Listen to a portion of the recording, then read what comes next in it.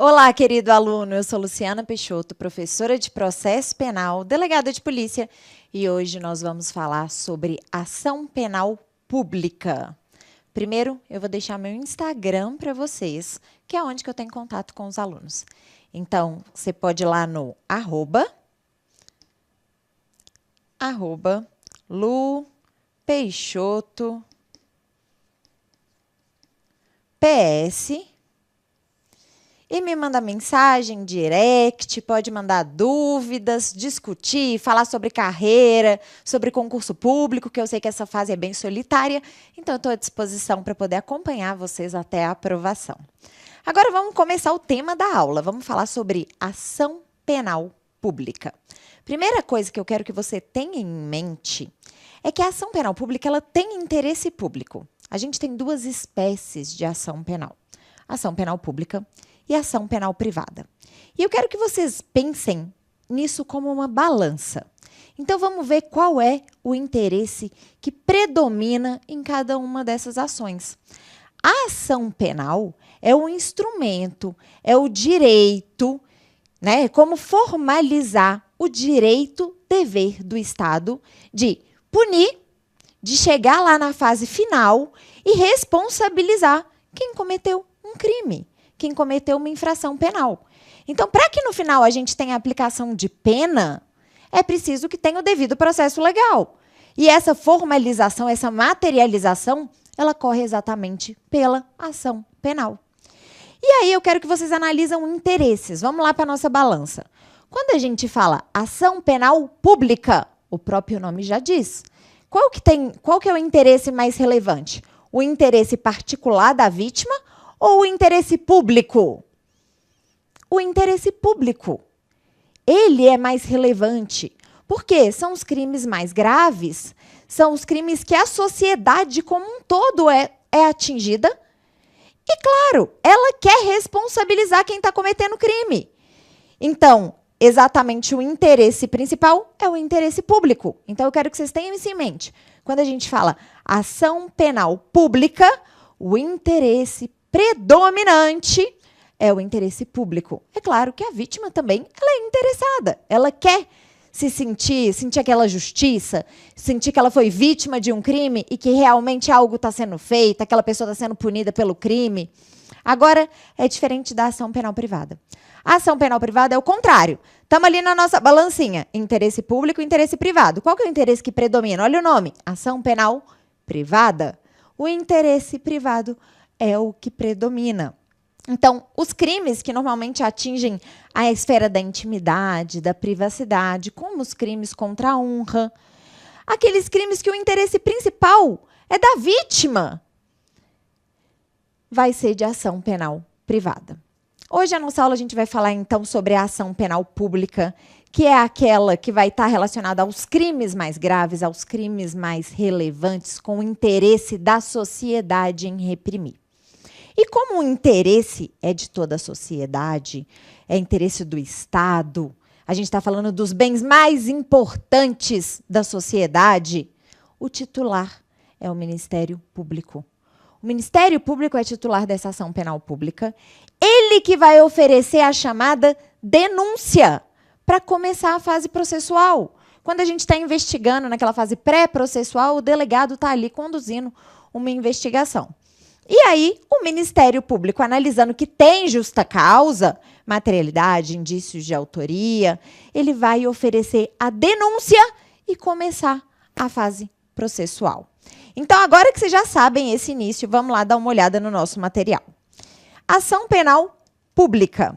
Ação penal pública é o direito, deixa eu apagar aqui meu Instagram, é o direito exercido pelo Ministério Público, porque ele que é o titular da ação penal pública, ele é o titular exclusivo de promover a persecução penal em nome do Estado, com o objetivo de garantir a aplicação da lei penal nos casos de infração que atenta contra bens jurídicos relevantes para a sociedade.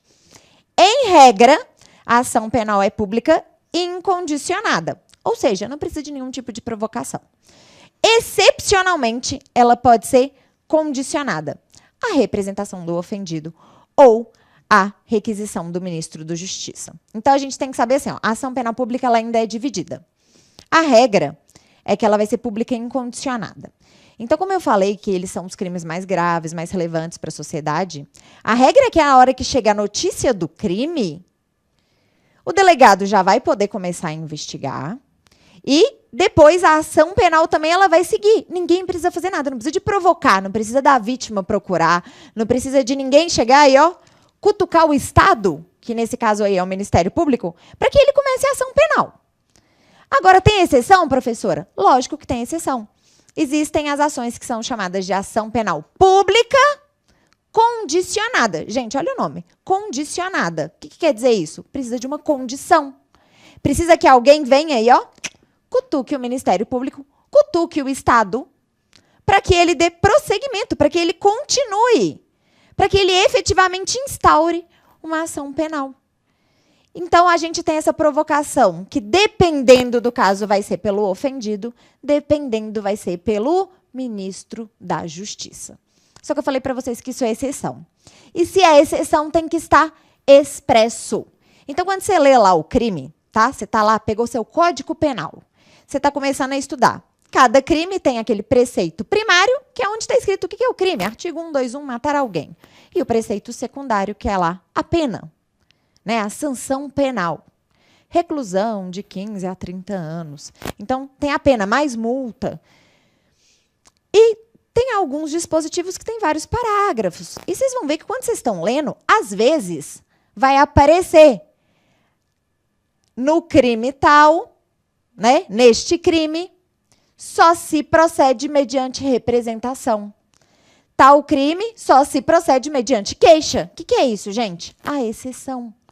Então, quando tiver escrito lá, só se procede mediante representação, quer dizer que a vítima precisa, ó, o ofendido, cutucar o Ministério Público, cutucar o Estado, para que seja oferecida essa denúncia. Então, só precisa de provocação, tá, gente?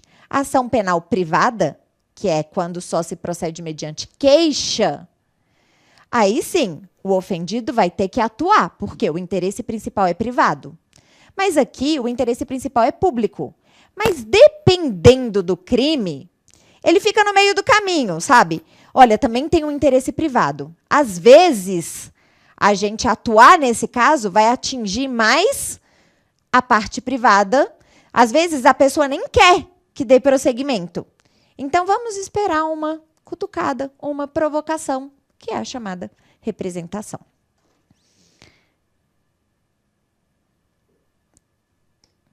Então, a ação penal pública incondicionada é a regra. Lembrando, a exceção tem que estar expressa. A ação penal pública incondicionada, ela não precisa de nenhuma condição para ser iniciada.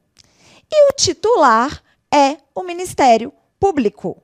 Tá? A gente tem aí previsão expressa falando que os crimes em detrimento de patrimônio de interesse da União, do Estado, do município e, claro, né, por uma interpretação aí extensiva também, abarca o DF, vão ser de ação penal pública, porque o interesse, nesse caso, é público. Quando a gente fala de bens do Estado, da União, do município, a gente está falando de bem de todo mundo, né, gente? Quem paga imposto, quem paga as coisas é dinheiro nosso, é bem nosso, é interesse nosso. Então, nesse caso, a regra é que vai ser a ação penal pública incondicionada. E aí, como que chama essa ação penal feita pelo Ministério Público, tá? A ação penal pública, ela tem um nome? Tem. Denúncia. Quando a gente fala de ação penal privada, a gente fala em queixa-crime. Então, o nome da nossa ação é denúncia, oferecimento de denúncia. E claro que existem os princípios que regem a denúncia, que regem o processo. Vamos ver, então. Vai ter o princípio da titularidade, da obrigatoriedade, da indisponibilidade, da oficialidade, da oficiosidade, autoritariedade e indivisibilidade / divisibilidade, que eu vou explicar para vocês, intranscendência ou pessoalidade. Cada vez que a gente tem uma ação penal, a gente tem os princípios que regem ela. Então, a gente vai analisar primeiro a mais abrangente, que é a ação penal pública incondicionada, e que é a regra. Então, nesse caso, todos esses princípios vão ter atuação. Vamos ver cada um deles. Princípio da titularidade. Pelo nome, quem é o titular? Ministério Público. Então, o Ministério Público, ele é o legitimado ordinário, ele que vai agir em nome do Estado. A gente sabe que o ius puniendi, o poder-dever, o direito de punir, é do Estado. A gente não tem mais aquela vingança privada, né? Toda vez que alguém é vítima, você não pode ir lá e, me roubou, vou roubar de volta, me xingou, vou... Não é assim. Então, quem vai poder punir, quem vai poder efetivamente aplicar uma pena vai ser o Estado. Então, o Estado vai analisar através de um processo para lá, no final, conseguir aplicar uma sanção penal. E, nesse caso, na ação penal pública, quem é o titular para poder defender esse interesse, para poder efetivamente correr atrás de uma responsabilização para acusar, é o Ministério Público. Ele é o titular. Por isso, a gente tem o princípio da titularidade. O dominus litis, então, é o Ministério Público. Ministério Público, então, quando ele recebe o inquérito, teve uma investigação. Veio a notícia de um crime para a delegacia, o delegado de polícia, de forma discricionária, vai investigar, vai determinar os rumos da investigação, no final ele faz um relatório final. Esse relatório final, ele vai para o titular da ação penal. Por quê? Ele vai para a mão do Ministério Público. E o Ministério Público vai analisar aquela investigação. Se ele viu que não é caso de crime, não tem elemento, não tem justa causa, está extinta a punibilidade, é fato atípico, ele vai arquivar. Tá? Então, ele vai promover o arquivamento. Se ele vê que tem justa causa, ele vai oferecer denúncia. Então, ele vai dar o próximo passo, que é o quê? Começar a ação penal. E se o Ministério Público fica de braço cruzado e não faz nada? Porque ele tem um prazo, né? Ele tem um prazo para o oferecimento dessa denúncia. Ele tem um prazo de 5 dias se a pessoa está presa ou de 15 dias se está presa, para começar a fase processual. E se passou esse prazo e ele ficou lá de braço cruzado e não fez nada, não ofereceu denúncia, tá lá, o delegado acabou a investigação e ele está lá de braço cruzado, ele permaneceu inerte. Nesse caso, a gente tem uma exceção. Para não falar que nada foi feito, a lei autoriza, a Constituição autoriza a vítima a entrar com uma ação penal substituindo a pública, subsidiária da pública.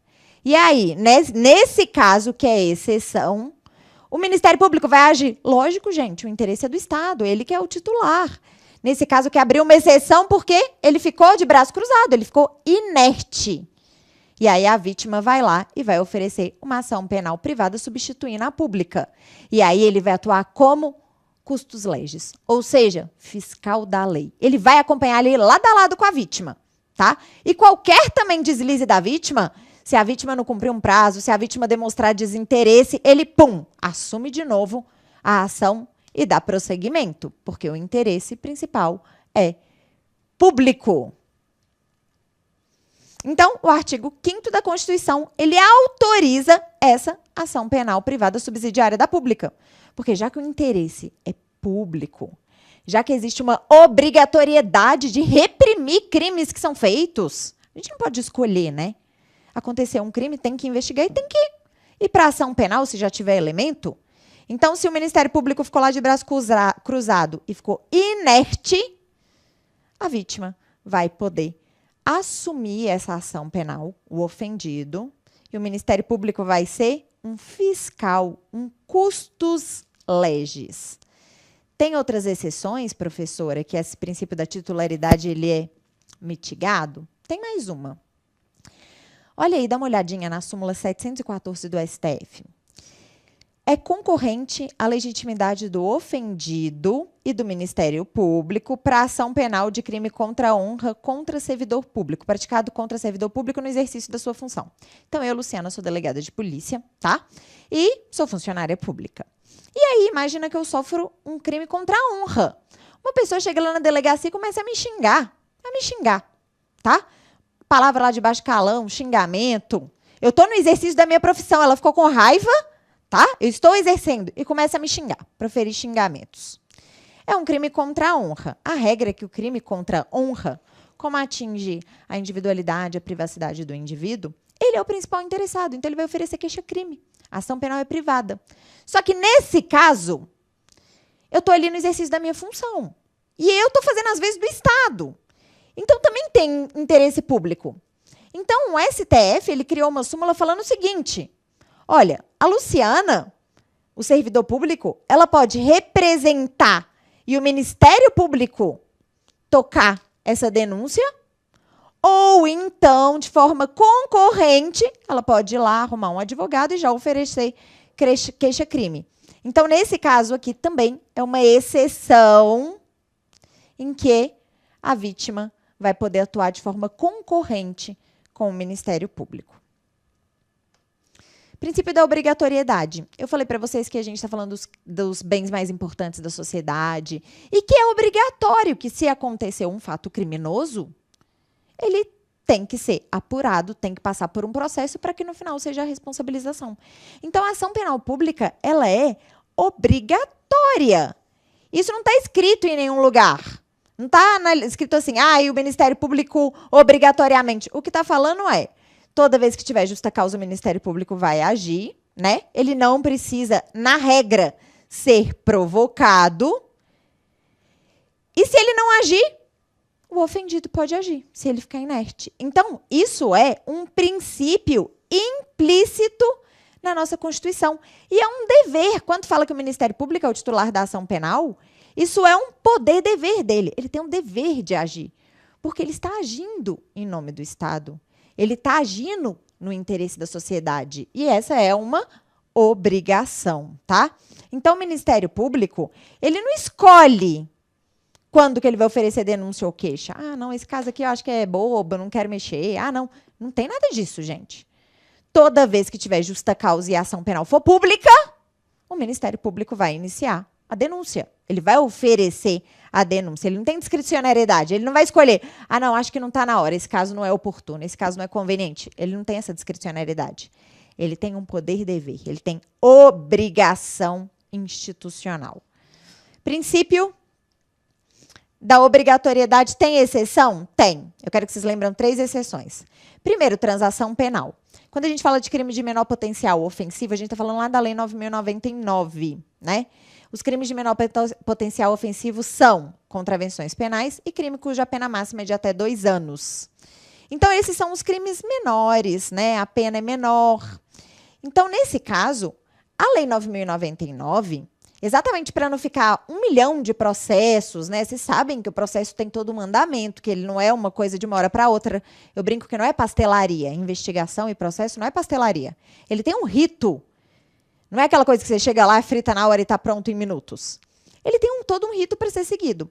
Então, a Lei 9.099, quando fala dos crimes de menor potencial ofensivo, ela traz institutos para poder facilitar, para poder tentar fazer acordos. Já que são os crimes com a pena menor, vamos tentar resolver de uma forma mais simples, mais rápida e que atinja os interesses, que é o interesse da sociedade, daquela pessoa ter uma sanção, né, dela ser compelida a fazer algo, e também o interesse da vítima, porque a vítima quer uma forma de justiça. Então, ela oferece ali a transação penal no artigo 76. A transação penal é um acordo feito entre o Ministério Público e o futuro réu. E aquela pessoa que cometeu o crime é o autor. Eles fazem um acordo para que não comece a ação. Então, nesse caso, é uma exceção? Porque se o acordo for feito e o acordo for cumprido, a gente não vai ter o oferecimento da denúncia. Acordo de colaboração premiada.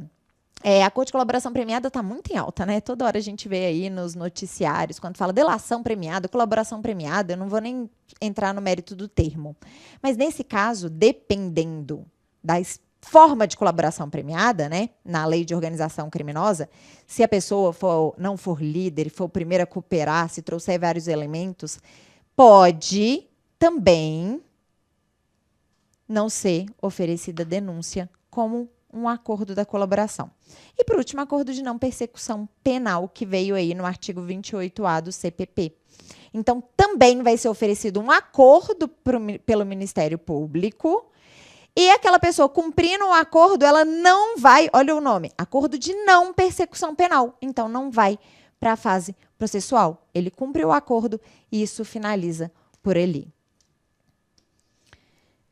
Ação penal pública incondicionada. O princípio que rege é o da obrigatoriedade. Ação penal pública condicionada. A gente vai ver que quando a gente fala de ação penal pública condicionada à representação, a gente precisa que uma pessoa venha aqui e cutuca, né? Ela fala, olha, eu quero que dê prosseguimento ou não. Então, quando ela dá uma cutucada, nessa hora de cutucar, ela pode escolher. Então, no início, é a oportunidade. Durante o período de representação, ela vai escolher se ela quer ou não que dê prosseguimento. Agora, depois que ela deu andamento e o Ministério Público ofereceu denúncia, princípio da obrigatoriedade, porque ela não pode mais voltar atrás. Ofereceu denúncia e acabou, gente. Obrigatoriedade. No juizado especial criminal, a gente sabe que o princípio que rege é da obrigatoriedade, mas está mitigado, porque a gente tem ali a possibilidade de transação penal. E na ação penal privada, aí sim, o interesse principal é do ofendido e ele vai escolher se ele vai entrar com a queixa-crime ou não. Até porque é claro que existe aí o direito à gratuidade para pessoas pobres, conforme a lei estabelece, mas a queixa-crime ela tem um custo, né? Você vai ter que contratar advogado, ela tem custos financeiros, então a pessoa também ela tem que analisar se vale a pena ou não entrar com a queixa-crime. Então, aqui o que rege é o princípio da oportunidade. Princípio da indisponibilidade. Toda vez que o Ministério Público ele oferece a denúncia, começou a fase processual, ele não pode voltar atrás. Ele não pode falar, não, eu acho que agora essa pessoa não tem mais a ver. Ele não pode, não, vamos parar essa ação, vamos arquivar depois que começou? Gente, não pode. O princípio é da indisponibilidade e ele é expresso no artigo 42 do CPP. Isso também vale para recurso. Depois que for oferecido, o recurso também não pode desistir. Ai, professora, mas e se o Ministério Público achar que aquela pessoa não é mais o autor, não é o réu? Ele pode pedir absolvição lá no final, né? Por quê? Ele também é responsável por fazer a justiça, por ser um fiscal. Ele pode ir lá no final pedir absolvição, se entender, mas desistir e falar assim, não, vamos arquivar, agora eu acho que não é caso de processo. Isso daí ele não pode fazer não, tá? Princípio da indisponibilidade. Princípio agora da indivisibilidade / divisibilidade. Aqui eu quero a atenção de vocês, porque vai diferenciar da ação penal privada. Imaginem que eu estou investigando, eu, Luciana Delegada, estou investigando 5 pessoas, tá, gente? E aí, eu estou ali na investigação e já tem elemento para 2 pessoas. E eu fui lá e cumpri a prisão delas, eles estão presos. Aí eu finalizei a minha investigação, porque tem um prazo quando a pessoa está presa para a gente finalizar a investigação. Fui lá, cumpri meu prazo, finalizei a investigação e foi enviado meu relatório final para o Ministério Público.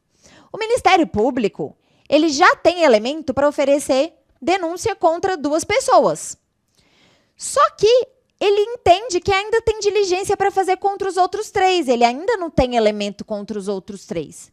Ele pode oferecer denúncia contra 2 e pedir para voltar, para ser instaurado um novo inquérito para continuar investigando os outros 3, sendo que é o mesmo fato?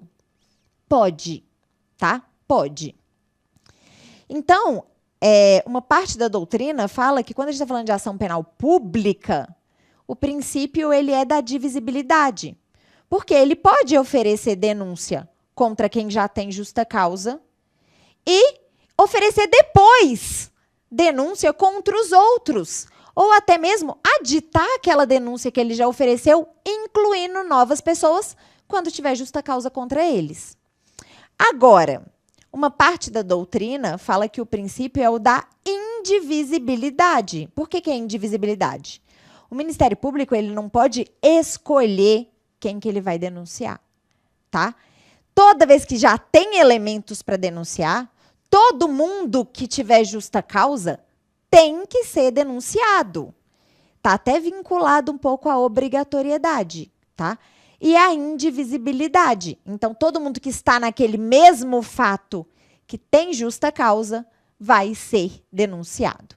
Então, tomem cuidado na prova, quando falar sobre o princípio da divisibilidade e indivisibilidade, a regra é que todo mundo tem que ser denunciado, tá? Mas pode ser feito em momentos distintos.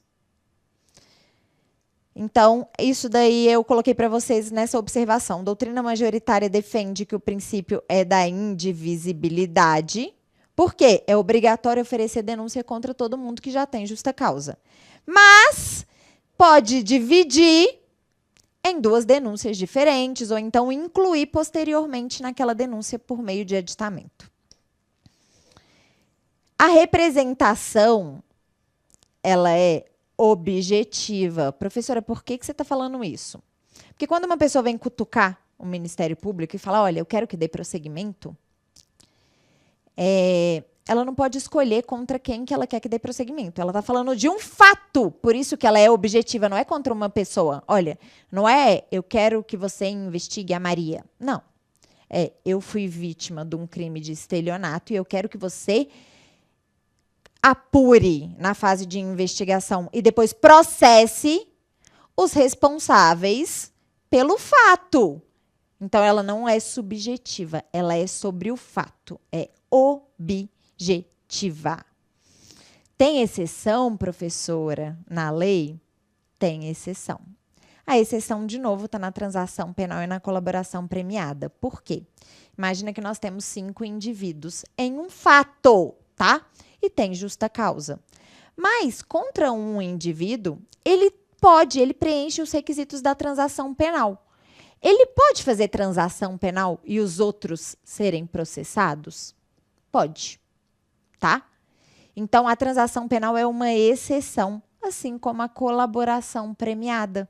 Se um deles virar colaborador e for determinado que não vai ser oferecido denúncia nesse acordo de colaboração premiada, também é possível que a gente tire, né, esse indivíduo fora, que o Ministério Público tire ele fora. Isso é exceção. Princípio da oficialidade. Tem que ser promovido por órgão oficial estatal. A ação penal pública ela é promovida pelo Ministério Público. E toda vez que for ação penal pública incondicionada, ele não precisa ser provocado. Chegou lá a notícia, vai ser investigado, o relatório final ele tem que fazer, tá? Então, ele vai fazer por um órgão oficial e ele vai fazer até mesmo sem provocação, se for pública incondicionada. Autoritariedade vai ser feito por autoridade pública. Só se aplica esse princípio à ação penal pública, porque a ação penal privada ela é promovida pelo ofendido por meio do seu advogado com a queixa-crime. Princípio da intranscendência ou pessoalidade. Quando o Ministério Público coloca um réu, né? Ele vai oferecer a denúncia contra alguém, aquela pessoa vai passar a ser réu de um processo, o réu só pode ser quem cometeu o crime.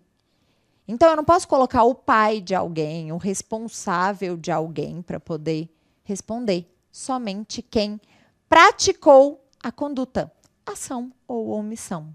Então, isso é chamado de princípio da intranscendência, tá? Se por acaso, não, mas não é possível, vamos pegar o pai daquele menino que cometeu o crime e vamos colocar ele. Pode? Não. Isso é ilegítimo, ele é ilegitimado. Ele não pode constar no polo passivo dessa ação. E se por acaso colocarem, por exemplo, o pai, aquilo ali vai acabar com uma absolvição, porque não foi ele que praticou, tá bom? Finalizamos essa parte inicial da ação penal por hoje. A gente já falou os princípios que regem a ação penal pública. Já falei para vocês quem é o titular. Vamos fazer aqui rapidinho, só para a gente lembrar. A ação penal pública, ela é a denúncia. O titular da ação penal pública é o Ministério Público. Ela se divide. A gente tem a ação penal pública incondicionada, que é a regra, e a ação penal pública condicionada. Essa condição, ela pode ser representação do ofendido ou requisição do ministro da Justiça. E aí a gente vai ter que analisar os interesses. Toda vez que a gente fala de exceção, ela tem que estar prevista expressamente na lei, porque a regra é que a ação penal é pública incondicionada. Eu estou à disposição para poder ajudar vocês, para tirar as dúvidas. Façam bastante questões e eu tenho certeza que vocês não vão errar nunca mais uma questão sobre esse tema na prova. Até mais!